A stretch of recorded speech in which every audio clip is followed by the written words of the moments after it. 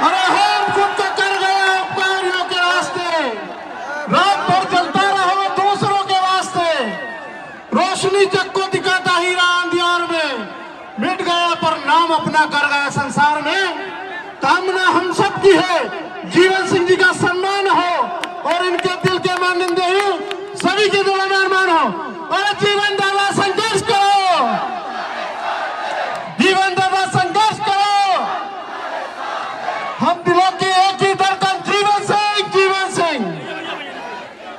और मध्य प्रदेश का एक एक गैंग, मध्य प्रदेश का एक एक गैंग। सभी विराज जाए आप जीजा वगैरह सब विराज जाए, आप सब यहाँ भीड़ भाड़ न करें। जिस घड़ी का जिसका था हमें इंतजार वो घड़ी आ गई है। आप सब जिसको सुनना चाहते थे, आप सबके चहेते, हम सबके लाडले लाखों युवा दिलों की धड़कन दादा जीवन सिंह जी, जोरदार तालियों से। पहले तो सभी भाइयों से निवेदन है कि शांति व्यवस्था का परिचय दे। हम बैठ के सुनेंगे, बैठ के बात करेंगे। हम बैठ के बात करने आए तो पहले बैठना सीखो। सब पहले बैठ जाओ, आवाज जारी हो। भाई मानते हो तो बैठ जाना, भाई नहीं मानते तो बोले खड़े रहो, कोई तकलीफ नहीं। जो जो भाई मानते ना वो बैठ जाएंगे, उपद्रव नहीं करेंगे, बैठ के सुनेंगे, आराम से बात करेंगे। हम आप लोगों के बीच में चर्चा करने आए, अपनी बातों को रखने आए और अपनी बातों को सरकारों के सामने मनवाने आए। तो आप सब लोगों का ये फर्ज बनता है कि आप उसको बैठ के सुने, क्योंकि आप बैठ नहीं पा रहे तो पीछे वाले को कुछ दिख नहीं रहा है। समझो बात को और बैठ जाओ नीचे। सबसे पहले महाराणा प्रताप के चरणों में नमन, भगवान श्री राम के चरणों में नमन, प्रातः स्मरणीय बजरंग बली के चरणों में नमन, और माँ बगलामुखी के वहां से हमें एक देवी के रूप में जो 31 तारीख से लगातार पद यात्राएं करी, उनके साथ बहुत सारे भाइयों करी है। जितने भी कर्णी सैनिकों ने पद यात्रा के माध्यम से, जन जागृति यात्रा के माध्यम से जो हमसे ज्यादा मेहनत करी है, उन सभी को मैं नमन करता हूँ। तो देवी रूपी हमारी बहन है, इसके चरण छू के, इसके पैर धो के आगे की शुरुआत करते हैं। हम कुर्सी लाओ यार, एक कुर्सी मंगा लोट कटने हैं। ये गुड़िया है दादा, आगे आगे आगे आगे आगे। हाँ ना, एक एक करके पदार्थ जाओ। पानी मंगाना भैया, बैठो, मोजा निकाल दो बेटा। अब धुआं कहीं में गया, पानी की बाटला ले लो, कहीं नीचे है रखवा को।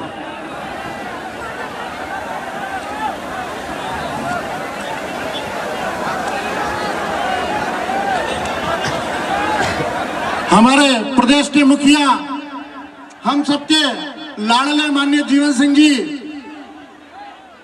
एवं अतिथि हमारी सुहाना भाई साहब का चरण धो रहे हैं। सुहाना भाई साहब जो कि 12 वर्ष की नन्ही बालिका पैदल चलकर शाजापुर जिले से भोपाल तक पहुंची है।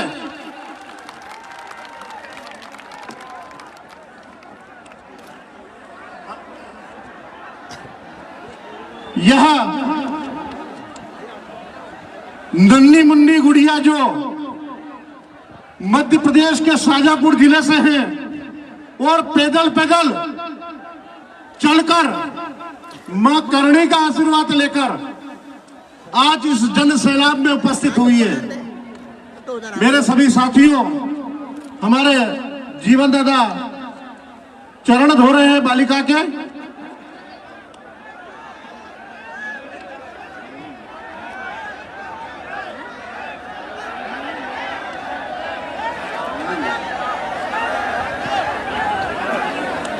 मंच पर हमारे सभी अतिथि पधार चुके हैं। माननीय दादा महिपाल सिंह जी मकराना, माननीय दादा राज सिंह जी शेखावत साहब, मंजीत दादा, उमेश सिंह जी, जीवन दादा, हमारे पूरी टीम के सभी माननीय सम्मानीय अतिथि आदरणीय रविंद्र दादा, आप सबके युवाओं के दिलों की धड़कन रविंद्र सिंह जी, सभी अतिथि हमारे बीच में मंच पर है। राज शेखावत साहब और मकराना साहब नन्ही बालिका के चरण वंदना कर रहे हैं।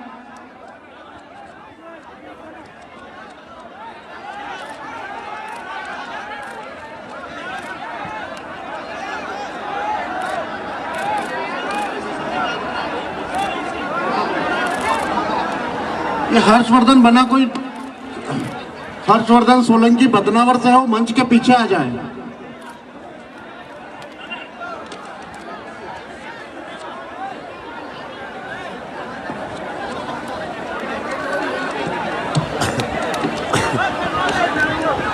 तो बोलो जय शिवा सरदार की, जय शिवा सरदार की।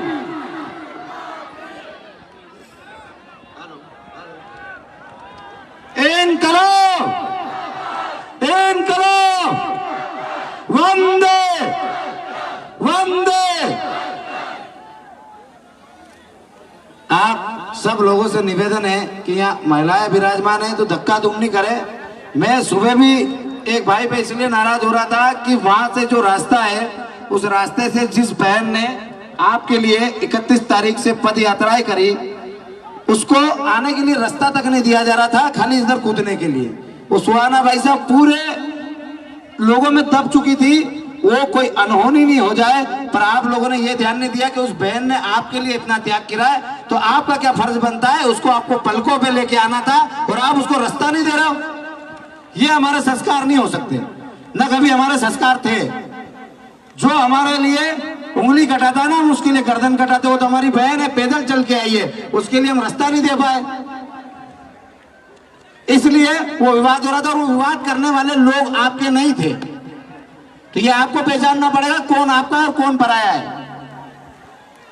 सबसे पहली बात, अभी प्रशासन की तरफ से वापस खबर आई है कि 4 बजे के आप कार्यक्रम को थोड़ा डिले करें। हम हमारे अधिकारियों को लेके बैठ रहे हैं, आपकी सारी मांगों पे डिस्कस कर रहे हैं, और जितने भी पूरी कर सकेंगे आप थोड़ा सा उसको आगे बढ़ा लो, हम सारी पूरी करेंगे। तो ये आपकी जीत है कि आपके पास लोग आए, और जो गद्दार थे ना वो चल के गए थे और वो चल के आए हैं। ये फर्क होता है स्वाभिमानी में और गद्दार में। आप लोगों के स्वाभिमान की जीत है ये कि वो चल के आपके पास आएंगे, आपको चल के उनके पास नहीं जाना है। आपकी बात करने आपके बीच में आना पड़ा उनको, क्यों? क्योंकि उनको पता है कि मध्य प्रदेश का युवा इस अंगूठे की ताकत भली भांति जानता है, सरकारें बना भी सकता है और बिगाड़ भी सकता है। अब जो हमारा भूख हड़ताल का काम है वो जारी रहेगा।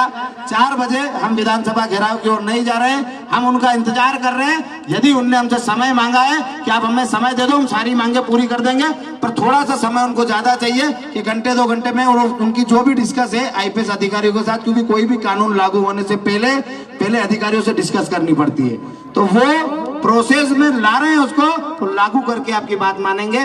तो वो जो बात करना चाहते हैं उनको समय दिया है। 4 बजे हम विधानसभा घेराव की तरफ नहीं जा रहे हैं। जो अनशन का कार्यक्रम है, मैं यहीं बैठ के अनशन पे बैठूंगा, जो अभी तक बैठा हूँ। अनशन जारी रहेगा, अनशन समाप्त नहीं है, नहीं आंदोलन समाप्त है। अब पहली बात, हमारी लड़ाई क्या है ये हर युवा को पता होना चाहिए कि नहीं होना चाहिए? अपनी लड़ाई क्या है पता होना चाहिए कि नहीं होना चाहिए? अपन क्या मांगे पूरी कराने के लिए लड़ रहे हैं? तो हमारी पहली मांग है आर्थिक आधार पे आरक्षण। मतलब बहुत सारे लोग थे हम आरक्षण के खिलाफ है, हम आरक्षण व्यवस्था के खिलाफ है, आरक्षण का विरोध कर रहे हैं, आरक्षण के खिलाफ है। इस वजह से हमारे कई एसटी भाई हमसे दूर हो गए। जिनके परिवारों ने हमारे पूर्वजों के लिए बलिदान दिए, त्याग किया, वो हमसे दूर चले गए। क्यों? क्योंकि हमारे खिलाफ गलत षड्यंत्र चलाए गए, गलत भावनाएं चलाई गई। हम चाहते हैं आर्थिक आधार पे आरक्षण हो। आर्थिक आधार पे आरक्षण होगा तो जो भी गरीब है, यदि राजपूत गरीब है तो उसको भी आरक्षण मिलेगा, ब्राह्मण गरीब है तो उसको भी आरक्षण मिलेगा, यदि जैन गरीब है तो उसको भी आरक्षण मिलेगा, यादव गरीब है तो उसको भी मिलेगा, जाट गरीब है तो उसको भी मिलेगा, पाटीदार गरीब है तो उसको भी मिलेगा, गुर्जर गरीब है तो उसको भी मिलेगा। जितने भी जनरल ओबीसी या एसटी की जातियां हैं सभी को आरक्षण का लाभ मिलेगा, जातिगत न होकर आर्थिक रूप से। जो गरीब होगा वो उसका लाभ लेगा और जो अमीर होगा वो स्वतः ही उस आरक्षण की प्रक्रिया से बाहर हो जाएगा। हमने उसमें मांग भी व्यवस्थित करी है कि जिनकी 8 लाख से ज्यादा आय है उनको उस आरक्षण व्यवस्था में नहीं रखा जाए। तो हमारी लड़ाई जाति से नहीं है, सिस्टम से है कि सिस्टम बदला कैसे जाए, क्या सुधार होने चाहिए आरक्षण में। तो हमने हमारी बात रखी कि आरक्षण को इस प्रकार से लागू किया जाए। दूसरी मांग है हमारी ST/SC एक्ट में परिवर्तन। ST/SC एक्ट में परिवर्तन कैसे?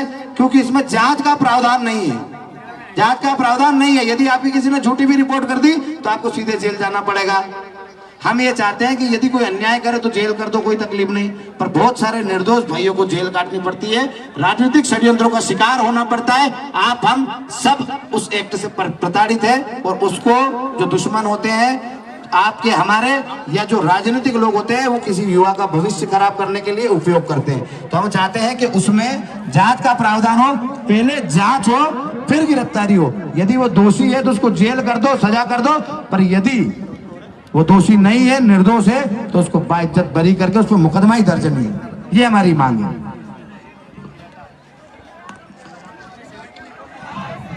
तीसरी मांग है हमारी ST/SC एक्ट की तर्ज पर जनरल OBC एक्ट बनाया जाए। जैसे आपने सोच लिया कि ST/SC वाले लोगों को प्रताड़ित किया जाता है, हम भी मानते हैं कोई प्रताड़ित करता है तो उसको संरक्षण मिलना चाहिए, वैसे ही जनरल OBC के व्यक्ति को भी कोई प्रताड़ित करता है तो उसको भी संरक्षण मिलना चाहिए, उसको भी अधिकार होने चाहिए। उसके जो मौलिक अधिकार है उनमें एक समानता का अधिकार है। यदि किसी एक वर्ग को आपने कोई एक्ट या कानून बना के दिया है उसके हक अधिकारों की रक्षा करने के लिए, तो हम भी उस मौलिक अधिकार में आते हैं कि हमें भी समानता के अधिकार जो मिले हैं उसके आधार पर जनरल OBC एक्ट बने, ताकि हमारे लोगों के ऊपर भी कोई अन्याय, अत्याचार या प्रताड़ना दे तो उसके ऊपर भी वो मुकदमा हो सके। दोनों में समानता क्या होनी चाहिए? बेटी किसी की भी हो, किसी भी धर्म की हो, किसी भी जाति की हो, यदि उसके साथ गलत होता है तो उसको फांसी की सजा मिलनी चाहिए, ना कि एक जाति विशेष को देखकर उसको रकम मिलनी चाहिए और एक जाति विशेष को देखकर FIR भी नहीं होनी चाहिए। ये मध्य प्रदेश में लंबे समय से चल रहा है कि यदि किसी ST/SC की बहन के साथ गलत होता है तो उसको 2.5 लाख रुपए मिलते हैं छेड़छाड़ पे, और यदि 376 बलात्कार होता है तो 8.5 लाख रुपए मिलते हैं। और वही घटना हमारे किसी जनरल या OBC के व्यक्ति के साथ होती है तो कहीं ना कहीं वो ठगा हुआ महसूस करता है, उसकी FIR तक नहीं होती है। हम ये चाहते हैं कि वो भी ST/SC की जो महिला है वो हमारी बहन है, उसके साथ अत्याचार होता है तो उसका सिर कलम करके लटका देना चाहिए चौराहे पे, पर वो का वो हमारे साथ भी होना चाहिए कि हमारे वर्ग में भी किसी बहन बेटी के साथ अत्याचार हो तो उसकी भी गर्दन काट के चौराहे पे लटकानी चाहिए, ना कि न्याय देने से मिलेगा। पैसे देने से बात दबाई जाती है, न्याय नहीं दिया जाता। पैसे लेना मात्र से न्याय नहीं मिलता है। खाली आप उसको बोल रहे हो हम तुमको पैसे दे रहे, पैसे के लिए कल भी ST/SC वाले नहीं आए थे, आज भी नहीं आ रहे। वो कल भी न्याय मांग रहे थे, आज भी न्याय मांग रहे हैं कि उनके साथ कोई गलत हो तो न्याय होना चाहिए। पैसा उनको भी नहीं चाहिए और पैसा हमको भी नहीं चाहिए, हमको चाहिए न्याय, और न्याय की व्यवस्था सुधारी जाए, न कि भेदभाव बढ़ाया जाए, जाति संघर्ष बढ़ाया जाए।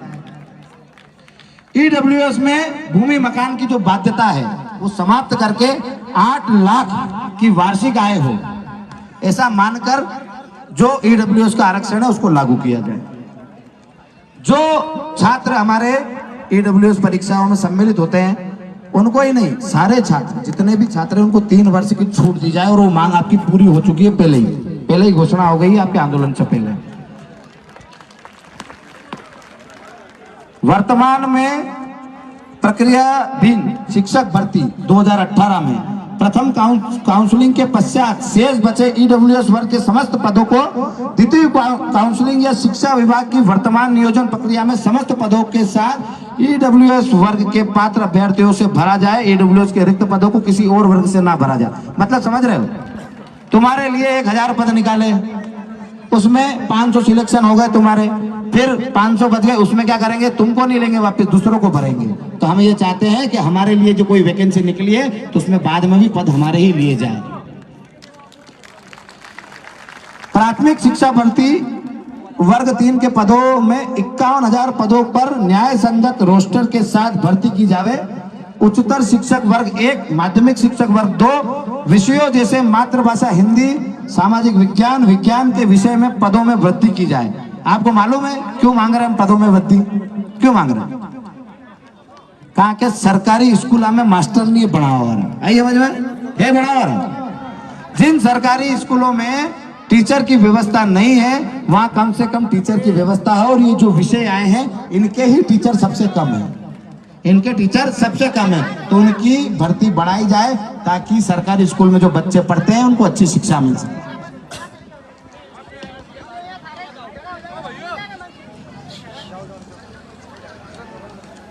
भर्ती कानून बनाया जाए, ये सातवीं मांग है हमारी। ये कोरोना काल के पहले से जब से सरकार बनी बिगड़ी, आपको पता है 5 सालों से मध्य प्रदेश में कोई भर्ती नहीं है। आई क्या भर्ती? सारे युवा मेहनत करते रहे और क्या मिला?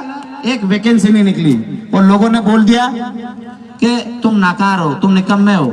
वो नाकार निकम्मे नहीं है, हमारी सरकार नाकार और निकम्मी है। वो बच्चे फेल नहीं हुए, वो सरकारें फेल हुई। क्यों फेल हुई? कि जो बच्चे मेहनत कर रहे थे उनके लिए आप वैकेंसी नहीं निकाल पाए 5 सालों में, और जब चुनाव आने वाले आप बोल रहे हो वैकेंसियां निकालेंगे। अरे जो 5 सालों में वैकेंसी निकलनी थी, जो बच्चे 23 साल के थे, 28 साल की जो उम्र होती है कि 28 साल में अवरेज हो जाएगा, वो 28 साल के और अवरेज होके उनको बाहर फेंक दिया। ये तो करणी सेना परिवार और सर्व समाज के भाइयों ने दम दिखाया, ताकत दिखाई, तो 3 साल की उन्होंने आयु सीमा बढ़ा दी। तो जो लोग वंचित हुए थे वो वापस पात्र हुए और इन भर्तियों में शामिल हो रहे हैं। तो हम चाहते हैं कि भर्ती कानून में प्रत्येक वर्ष डिसाइड करे सरकार के इतने वैकेंसी हम निकालेंगे, और प्रति वर्ष नियमानुसार भर्तियां निकले, किसी भी साल गैप नहीं दी जाए। इसलिए हम चाहते हैं कि भर्ती कानून बनाया जाए, भर्ती आयोग बनाया जाए, ताकि मध्य प्रदेश शासन भर्तियां सुनिश्चित कर सके कि इतनी भर्तियां साल में निकालनी है। 8वीं मांग है, मध्य प्रदेश में जहां जितने भी मीडिया कर्मी हैं उनकी भी हमारे पास एक मांग आई थी, ज्वलंत मांग थी, हाथों हाथी आई थी। तो उन मीडिया कर्मियों के लिए भी हमने एक मांग रखी है कि मध्य प्रदेश में मीडिया कर्मियों को अधिमान्यता देने वाली तथा बीमारी में आर्थिक मदद देने वाली राज्य और संभाग स्तरीय समितियों का पुनर्गठन किया जाए। वह मीडिया कर्मियों पर लादे गए झूठे मुकदमे वापस लिए जाए। आप लोगों को जैसे सत्ता डराती है, धमकाती है, और आपको ऐसे सामाजिक आंदोलनों को नहीं बताने के लिए प्रताड़ित करके जो मुकदमे लगाती है, हम चाहते हैं कि आपके लिए भी ये करणी सेना परिवार लड़े, ताकि आप सच को दुनिया के सामने बता सको। सच क्या है ये आप बताओगे, ये हमारी जवाबदारी है। हम आपके लिए आजीवन लड़ेंगे निस्वार्थ भाव से। इसलिए आपकी मांग रखी है कि आपको कोई डरा धमका नहीं सके, और आप पे जो झूठे मुकदमे होते हैं वो वापस हो।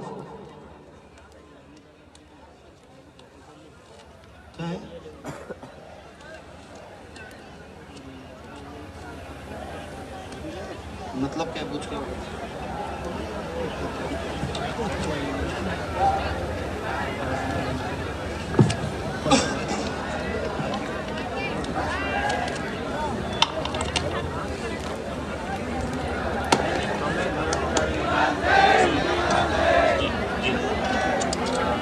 केंद्र और राज्य सरकार की आने वाली सभी भर्तियों में वर्गों को 3 वर्ष की अतिरिक्त छूट दी जाए। राज्य सरकार द्वारा दी गई 3 वर्ष की छूट की समय अवधि 1 वर्ष से बढ़ाकर 2 वर्ष की जाए। तो आपकी जीत पहले ही हो गई है, ये मुद्दा आपका पूरा हो गया। जो 9वीं मांग है, 3 वर्ष की छूट पूरे राज्य में मिल चुकी है आपको। पहले ही जब हमने आंदोलन करा था, बीच में ही आपकी मांग पहले पूरी कर दी गई थी, उसके बाद सारे षड्यंत्र चालू हुए। ये मांग आपकी पहले ही पूरी हो गई है। अब 10वीं मांग बहुत बड़ी है। अतिथि शिक्षकों को विभागीय परीक्षा लेकर नियमित किया जाए। वर्ग 1 एवं वर्ग 2 की शिक्षक भर्ती 2018, जिन अतिथि शिक्षकों के कार्य अनुभव पूर्ण थे उनके अतिथि शिक्षक अनुबंध 2020-2021 तक मान्य कर अतिथि कोटे को 25% का लाभ दिया जाए। महानुभावों को भी योग्यता के आधार पर नियमित किया जाए। रोजगार सहायक, जो सहायक सचिव होते हैं ना, एक तो अतिथि शिक्षक हो गए, एक सहायक सचिव हो गए। कोरोना स्वास्थ्य कर्मियों व मध्य प्रदेश राज्य एड्स नियंत्रण के संविदा स्वास्थ्य कर्मियों को समान कार्य समान वेतन और नौकरी की सुरक्षा दी जाए। उनको नौकरी से न निकाला जाए और वेतन और नौकरी की सुरक्षा दी जाए। उनको नौकरी से न निकाला जाए और उनको नियमित किया जाए। मध्य प्रदेश के सभी बिजली विभाग सहित सभी विभागों में कार्यरत आउटसोर्स कर्मचारियों को भी योग्यता के आधार पर नियमित किया जाए। अब ये बहुत बड़ी मांग है, मतलब इसमें बहुत सारे वर्ग आ गए।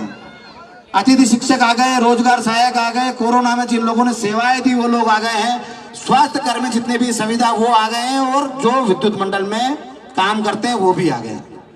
इन सब की मांगे इसलिए पूरी करना जरूरी है कि ये भारत की नींव है और इनके आधार पर ही पंचायत चलती है, इनके आधार पर ही स्कूल चलता है और इनके आधार पर ही बिजली विभाग चलता है। ये तीनों चीजें नहीं होगी तो देश में सब सन्नाटा छा जाएगा। इसलिए इन तीनों कर्मचारियों को, चारों कर्मचारी वर्ग को स्थायी किया जाए।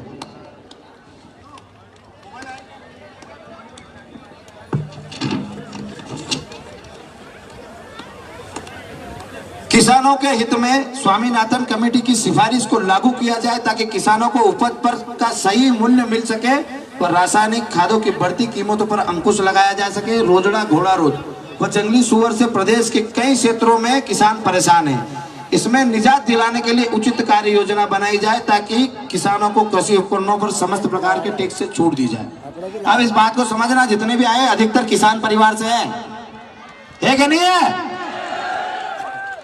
तो आराम से सुनना उस बात को कि किसान की स्थिति क्या है। क्या जब फसल अच्छी होती है तब उसके भाव मिलते हैं? नहीं मिलते। फेंकनी पड़ती है लहसुन प्याज की, कितनी फसलें हैं, जब अच्छी पैदावार होती है तो उसको फेंकनी पड़ती है और जब पैदावार कम होती है तो भाव बढ़ा देते हैं। जब हमारे सोयाबीन 50 किलो बीघे के होंगे तो भाव 8,000 न 9,000 न, जब हमारे सोयाबीन 5 कुंटल बीघे के होंगे तो 3,000। तो जब तक आपकी फसलों के उचित मूल्य तय नहीं होंगे, इसलिए स्वामीनाथन कमेटी ने एक रिपोर्ट पेश करी थी 1+4 की कि एक आदमी के साथ 4 आदमी घर में रहते हैं। एक आदमी किसान होता है तो 4 उसका परिवार होता है। उसका ध्यान में रखते हुए, उसके लालन पोषण के लिए सोचते हुए किसानों की फसलों के भाव तय किए जाए, क्योंकि किसान जो होता है पूरा का पूरा अपनी खेती पर निर्भर होता है।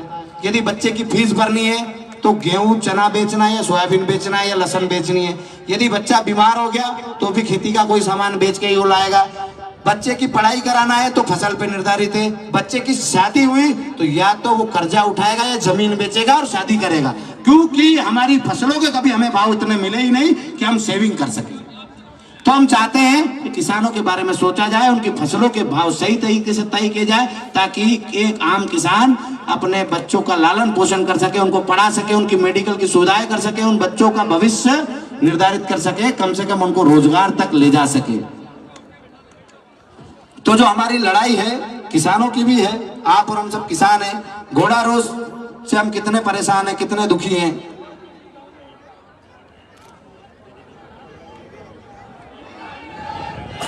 ये आप करते हैं।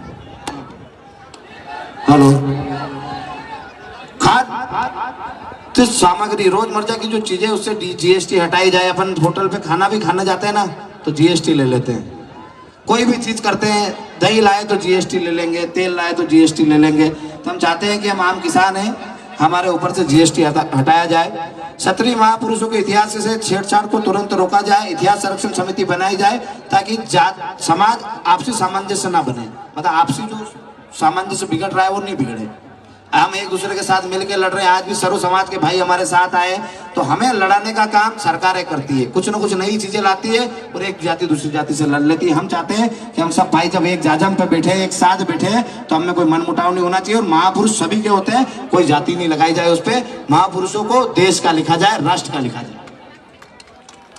स्वर्ण आयोग की कार्य प्रणाली में सुधार कर उसे क्रियाशील बनाया जाए एवं सक्रिय समिति बनाकर स्वर्ण हित में ज्यादा से ज्यादा अधिकार प्रदान किए जाए। अपने यहाँ स्वर्ण आयोग तो बना हुआ है पर उस पर कोई काम नहीं करता है। स्वर्ण आयोग के माध्यम से कभी गरीबों को छात्रवृत्ति नहीं मिली, कभी गरीबों के स्कूल की फीस माफ नहीं हुई, नहीं कभी उनकी किताबें या उनके कपड़ों के बारे में सोचा गया कि गरीब है तो इसको स्कूल की ड्रेस दिला दे, कपड़े। जो स्वर्ण आयोग का काम होता है कभी स्वर्ण आयोग ने करा ही नहीं। तो हम चाहते हैं कि स्वर्ण आयोग क्रियाशील हो ताकि जो गरीब बच्चे हैं उनके हित के बारे में सोचा जा सके।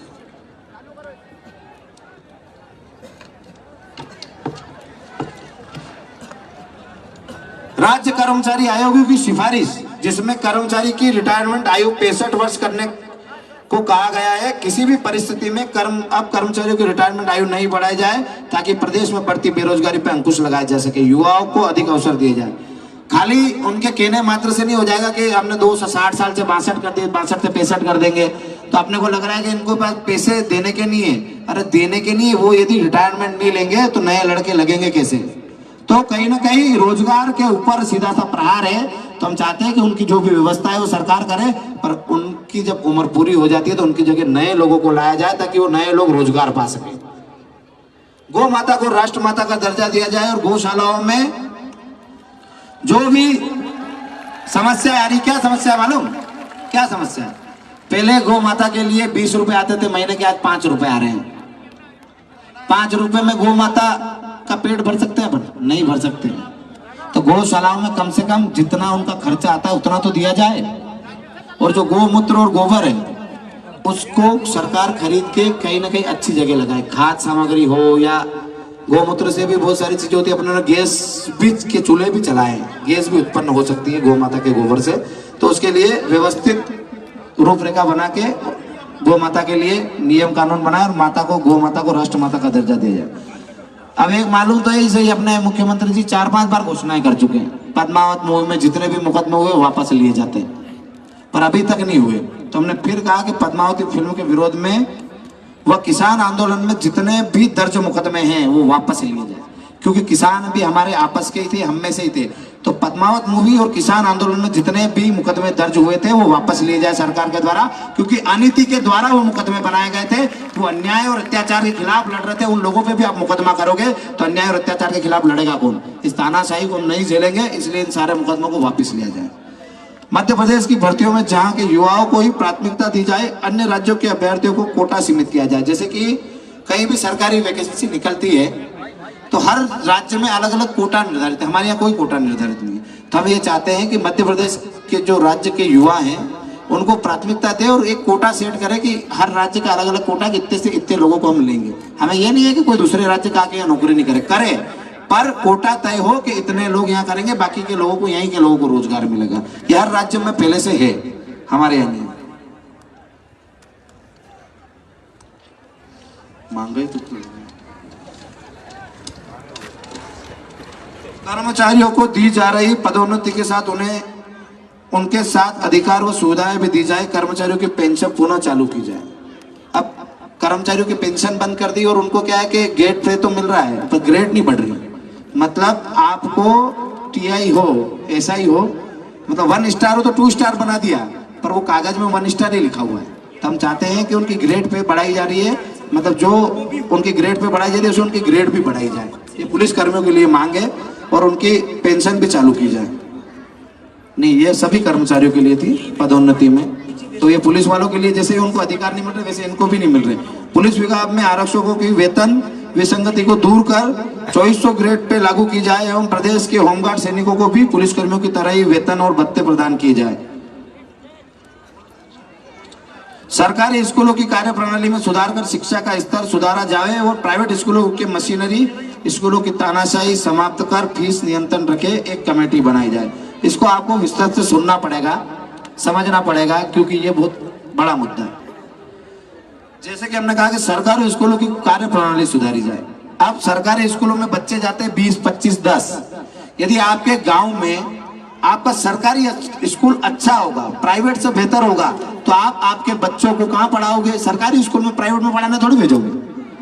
तो हम ये चाहते हैं कि उसकी व्यवस्था अच्छी हो। व्यवस्था अच्छी कैसे होगी? वहाँ अच्छे टीचर आएंगे, उसकी व्यवस्था सुधारेंगे, वहाँ के ड्रेस को सुधारेंगे, वहाँ बैठने की व्यवस्था अच्छी करेंगे, जब जाके वो प्राइवेट से अच्छा होगा। वहाँ पढ़ाई अच्छी होगी तभी हम हमारे बच्चे को प्राइवेट से निकाल के सरकारी में डालेंगे।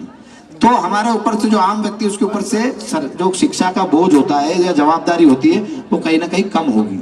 एक आम व्यक्ति के 3000 रुपए महीने के भी बचेंगे ना तो साल के 36,000 बचते हैं। वो उसके लिए बहुत बड़ी जीत होगी यदि सरकारें ये काम करती है। जबकि ये सरकारों के मौलिक कर्तव्य है कि उनको अच्छी शिक्षा और अच्छा स्वास्थ्य आपकी राज्य की जनता को देना है। प्रदेश का मुख्यमंत्री की जवाबदारी होती है, उसे मौलिक कर्तव्य है, उसको निभाना चाहिए, वो नहीं निभा रहे। वैसे ही जो हमारे प्रधानमंत्री होते हैं उनके भी ये मौलिक कर्तव्य है कि अच्छी शिक्षा और अच्छा स्वास्थ्य पूरे देश को दिया जाए। तो शिक्षा व्यवस्था में सुधार हो। और जो उन स्कूलों की बात हो रही, प्राइवेट स्कूलों की, जहाँ महीने के 1-1 लाख रुपए, 2-2 लाख रुपए सालाना फीस है, उनकी बात नहीं हो रही। जिनकी बेचारों की 1500, 2000 रुपए, 3000, 5000 फीस है, क्योंकि वो उनका इतना खर्चा भी आता है। जो छोटे स्कूल है उनकी की बात नहीं हो रही, जो बड़े स्कूल है उनकी बात हो रही है। जो बड़े स्कूल लाख लाख, 2-2 लाख रुपए फीस ले रहे हैं, उनकी जो फीस है उस पर नियंत्रण हो। जो दूसरे प्राइवेट स्कूल है उसी के बात ही उनकी फीस हो। मध्य प्रदेश सरकार द्वारा पूर्व सैनिकों को नौकरियों में 10% आरक्षण का प्रावधान था, लेकिन मध्य प्रदेश सरकार ने नियमों में परिवर्तन कर हॉरिजॉन्टल कर मौजूदा भर्तियों में भूतपूर्व सैनिकों का आरक्षण स्वतः ही समाप्त कर दिया है, जो पूर्व सैनिकों के साथ अन्याय है। इसे 2017 के नियम के आधार पर हॉरिजॉन्टल विथ कंपार्टमेंट किया जावे, हॉरिजॉन्टल ऑल ओवर को समाप्त किया जावे, प्रथम स्टेज से ही आरक्षण का लाभ दिया जावे। मध्य प्रदेश के समस्त संपूर्ण जिलों में पुलिस कार्यालयों में सैनिक हेल्प डेस्क अलग से स्थापित किया जाए। तो जो सैनिक है, जो अपने देश पे अपने तिरंगे के लिए, अपने देशवासियों के लिए जान न्यौछावर कर देते हैं हंसते हंसते, उनके लिए यदि सरकारें इतना नीचता पे आ रही है, इतनी तानाशाही कर रही है कि उनके आरक्षण को समाप्त किया जा रहा है, उनके आरक्षण को कभी समाप्त नहीं किया जाना चाहिए, क्योंकि वो देश की नींव है, वही देश की शान है। तिरंगे के बाद सबसे कोई सम्मानित है तो देश का सैनिक है, जो अपना संपूर्ण देके इस देश की सुरक्षा करता है, इस मातृभूमि की सुरक्षा करता है, और आप और हम शांति से घर पे रहते हैं। तो उनको जो सुविधाएं असुविधाएं हो रही है, सरकार से हम निवेदन करेंगे कि जल्द से जल्द उनका आरक्षण वैसा ही रखा जाए। और मैं तो बोलता हूँ सैनिकों को आरक्षण बढ़ा दिया जाए, क्योंकि जो सैनिक होते हैं वो करप्ट नहीं होते हैं, वो ईमानदारी से देश सेवा करेंगे। 10% था 20% कर दो, पर उनको दो। इन्हीं मुद्दों को लेके हमने हमारी लड़ाई लड़ी है, हमारी मांगे रखी आपके सामने। अब मेरी बात सुनो, जो उठ उठ के जा रहे हैं पानी पेशाब करने या कहीं भी, समझ जाओ ये आंदोलन खत्म नहीं हुआ है, आंदोलन चालू हुआ है। तो जाना मत, यहीं रुकना, ये आंदोलन अभी चालू हुआ है। आप रुकोगे तो लड़ाई मजबूत रहेगी, आप चले गए तो लड़ाई खत्म हो जाएगी, क्योंकि ये लड़ाई आपके दम पे लड़ी जा रही है, आपके साथ लड़ी जा रही है। अब राज दादा और महिपाल दादा जो भी ये सरकारी बैंक और जो भी चीजें आई हैं, ये आपको बताएंगे। और हम चाहते हैं कि अब हम जो मैं यहाँ बैठने वाला हूँ भूख हड़ताल पे, मैं तो सुबह से ही भूख हड़ताल पे हूँ, अब मैं बैठूंगा। आप सबकी जवाबदारी है कि आपको इस आंदोलन को मजबूत करना है कि घर जाना है। यदि घर जाना हो तो आप पधार जाना, मेरी तरफ से कोई दबाव नहीं है, पर यदि ये लड़ाई अधर्म के खिलाफ है तो यहीं बैठे रहना और यहाँ से हिलना मत। दोस्तों कोई भी जाएगा नहीं, अभी तक हमारी मांग